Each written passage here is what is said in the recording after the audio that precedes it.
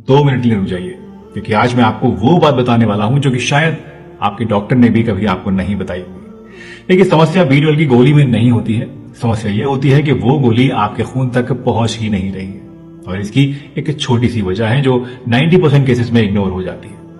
आज मैं आपको बताऊंगा ये वजह क्या है, और एक ऐसा घर का नुस्खा भी बताऊंगा जो कि इसको ठीक तो करेगा ही साथ B12 के एब्जॉर्प्शन को 3 गुना तक बढ़ा भी देगा। मेरे पास रोजाना ऐसे कई कंसल्टेशंस आते हैं, और जब मैं उन सब की बात को ध्यान से सुनता हूं तो एक ही कहानी सामने आती है।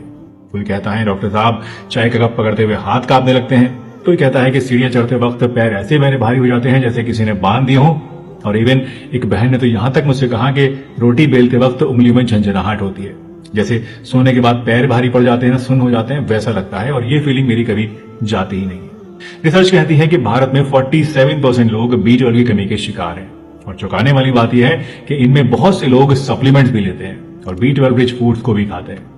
तो फिर आखिर ये कमी दूर क्यों नहीं होती है? एक सिंपल सी बात को समझिए। मान लीजिए आप पानी की बाल्टी को भर रहे हैं, लेकिन बाल्टी के नीचे एक छोटा सा छेद है। अगर आप सारी रात भी नल को खुला रखेंगे ना, तो बाल्टी आपकी कभी नहीं भरेगी। बिल्कुल यही आपके साथ भी हो रहा है। B12 आप खूब डाल तो रहे हो अपनी बॉडी के अंदर, लेकिन बॉडी उसे स्टोर ही नहीं कर पा रही है।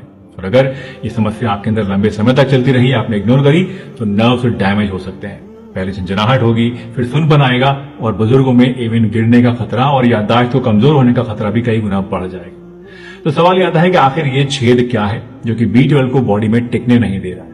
दोस्तों, B12 को खून में पहुंचाने के लिए आपके पेट में स्टमक एसिड होना जरूरी होता है। ये एसिड खाने से या फिर गोली से B12 को अलग करता है और बॉडी उसे एब्जॉर्ब कर पाती है। अगर स्टमक एसिड आपके अंदर कम है तो B12 अलग ही नहीं हो पाता है खाने से या टैबलेट से, और आप चाहे कितना भी इसको खा लें, ये आपके खून तक पहुंच ही नहीं पाता है, पूरी तरह एब्जॉर्ब ही नहीं हो पाता है। खासतौर से 40 साल से ऊपर की उम्र वाले लोग, या फिर पैंटोसिड, ओमेज या रेंटेक जैसी गैस की एसिडिटी की गोलियां खाने वाले लोग, ऐसे लोग जिनको H. पाइलोराई का इंफेक्शन होता है, डायबिटीज के जो मरीज है, थायराइड के जो मरीज हैं, जो ज्यादा चाय या कॉफी पीते हैं या प्रोसेस फूड को ज्यादा खाते हैं, और इवन ऐसे लोग जो कि प्योर वेजिटेरियन है, जिनके डाइजेशन पहले से कमजोर है, या फिर जिनके अंदर बहुत ज्यादा वीकनेस है, तो ऐसे लोगों के अंदर ये प्रॉब्लम और भी ज्यादा देखी जाती है। अब सोचिए, भारत में हर दूसरा मिडिल एज इंसान इनमें से किसी ना किसी कैटेगरी में आता ही है। इसलिए B12 रिच फूड्स क्या, इवन गोली भी कई बार आपके ऊपर काम नहीं कर पाती है।